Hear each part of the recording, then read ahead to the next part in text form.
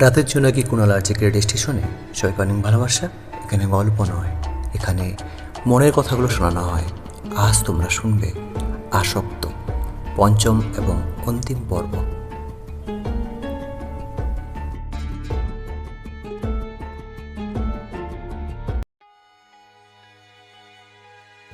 যেমন কেমন করে জানি ভালোবাসে বলতে সুস্থ পৃথিবীর অক্সিজেন।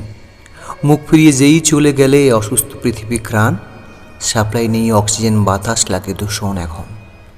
ফুসফুসে ক্যান্সার, অদৃশ্য মৃত্যু, প্রেমিক প্রাণ। অভিমানে বাঁধত জ্বর, রাগে বাড়ত কাঁপুনি।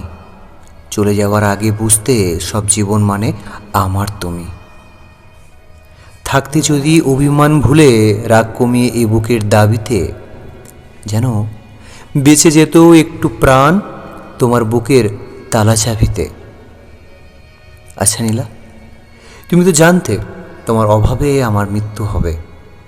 এই যে বেঁচে আছি আমি, কিভাবে কেউ না জানুক তোমার তো জানা, তাই না?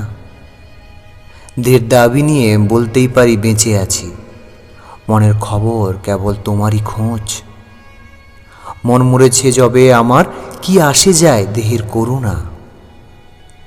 হঠাৎ একদিন বেরিয়ে বললাম, ঠিকানা ছাড়া টানা 4 ঘন্টা বাইক চালানোর পর একটু মনে হলো ব্রেক নেওয়াটা দরকার।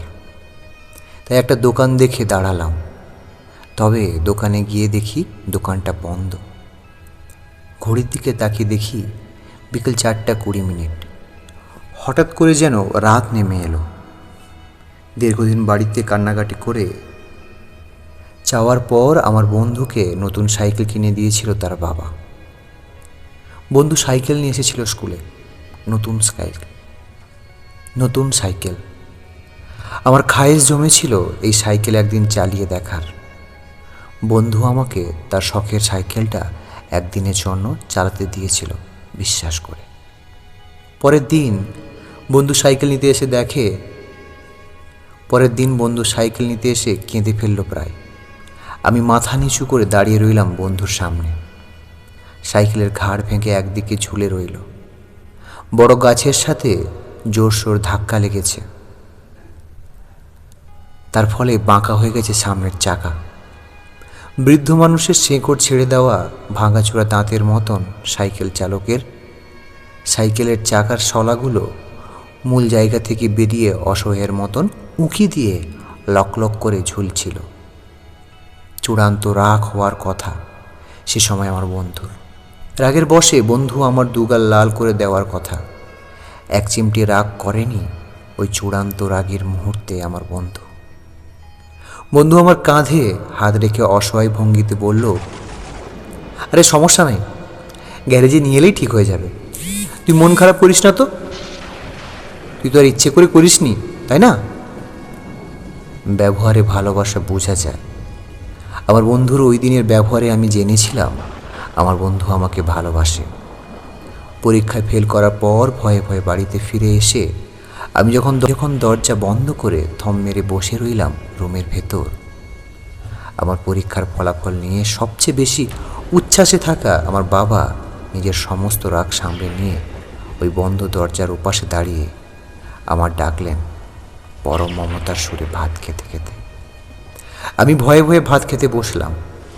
আমার ভাত মাখাতে মাখাতে আমাকে বললেন, আড্ডাটা একটু কমাও বাপ, যে রেজাল্ট এবার খারাপ হয়েছে তো কি হয়েছে, মনোযোগ দিয়ে পড়াশোনা করো।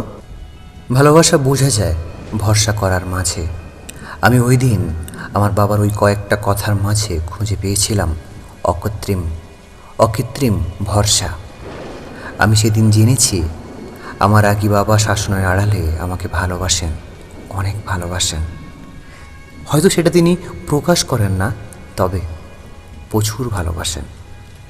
আমি যখন বিদেশে যাব সব কিছু রেডি হয়ে গেল, সামান্য কিছু কেনাকাটার দরকার, আমার হাত ফাঁকা, চিন্তায় পড়ে গেলাম।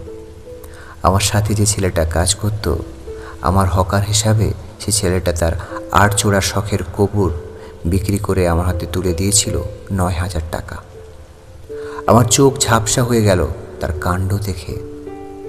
ভালোবাসা বোঝা যায় ঝড় বিপদের দিনে পাশে থাকা দিয়ে। আমার সহকারী হিসাবে কাজ করা ওই ছেলেটার আমার বিপদের দিনে অমন কাণ্ড করা দেখে আমি সেদিন জেনেছিলাম ছেলেটা আমাকে ভালোবাসে, বড্ড ভালোবাসে। প্রচণ্ড জ্বরের তাণ্ডবে যখন চোখের ঘুম নিরুদ্দেশ হয়ে গেছিল, তখন আমি দেখেছি আমার মাকে জলপট্টি নিয়ে আমার পাশে বসে সারা রাত পার করে দিয়েছে নির্ঘুম। শেষ রাতের দিকে প্রার্থনার হাত তুলে জায়নামাজে বসে মা ফুঁপিয়ে ফুঁপিয়ে কেঁদে উঠেছিলেন আমার সুস্থতা কামনা করে। আমি মায়ের ওই ফুঁপিয়ে ওঠা কান্নার শব্দ শুনে টের পেয়েছিলাম মা আমাকে ভালোবাসে, বড্ড বেশি ভালোবাসে। ভালোবাসা বোঝার জন্য দূরবীন টেলিস্কোপ লাগে না, ভালোবাসা বোঝা যায় ব্যবহারে। ভালোবাসা বোঝা যায় ঠোঁটের আগা হতে ঝরে পড়া শব্দের মাধুর্যতায়। ভালোবাসা বোঝা যায় শ্রদ্ধাবোধের মাধ্যমে। ভালোবাসা বোঝা যায় সম্মানের মাধ্যমে। ভালোবাসা বোঝা যায় ছোটোখাটো বিষয় খেয়াল রাখতে।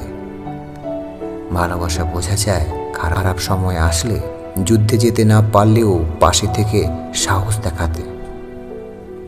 আসলে ভালোবাসা সুন্দর, কারণ জীবনটাও তো সুন্দর। এই সুন্দর ভালোবাসা বুঝতে বুঝতে আমাদের গোটা জীবন কেটে যায়। ভুল পাত্রে ভালোবাসা রেখে প্রতিদান আশা করে ধুবুড় হয়ে যায়। আমাদের বুঝতে দেরি হয়ে যায়।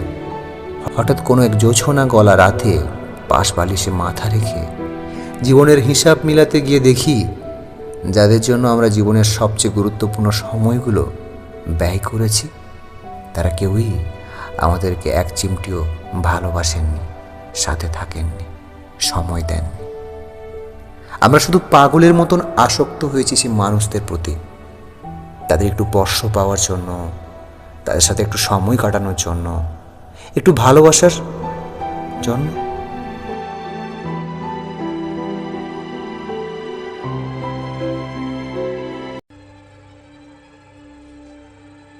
রাতের জন্য কি কুণাল আজকে রেডিও স্টেশনে সবাইকে অনেক ভালোবাসা। তোমরা তখন শুনছিলে আমার 18 নম্বর ম্যাগাজিন মিররের 6 নম্বর পর্ব আসক্ত। এটি অন্তিম এবং শেষ পর্ব, 5 নম্বর। নমস্কার, আমি কুণাল চন্দ্র আরজেকে সবাইকে অনেক ভালোবাসা আমার পাশে এবং সাথে থাকার জন্য। যারা নিয়মিত শ্রোতা, আমার অডিও স্টোরিগুলো কেমন হচ্ছে অবশ্যই তোমরা লাইক, কমেন্ট, শেয়ার করে আমাকে জানাও। যারা প্রথমবার আমাকে শুনছো, চ্যানেলটিকে অবশ্যই সাবস্ক্রাইব করতে হবে। বাকি অডিও স্টোরিগুলো শুনতে হবে মন দিয়ে। আশা করি তোমাদের মনের ভেতর কোথাও না কোথাও জায়গা করবে, কারণ আমি চেষ্টা করি তোমাদের না বলা কথাগুলো বই প্রকাশ করার জন্য। যারা আমার সঙ্গে কাজ করতে চাও, ফেসবুক এবং ইনস্টাগ্রামে আমার অফিসিয়াল আইডি নাম হচ্ছে কুণাল চন্দ্র আরজেকে। এই ঠিকানায় তোমরা তোমাদের লেখা এবং ভয়েস পাঠাতে পারো। এইভাবেই পাশে থাকো, এইভাবেই সাথে থাকো, কারণ তোমরা তো জানো তোমরা পাশে থাকো বলেই আমি সাহস পাই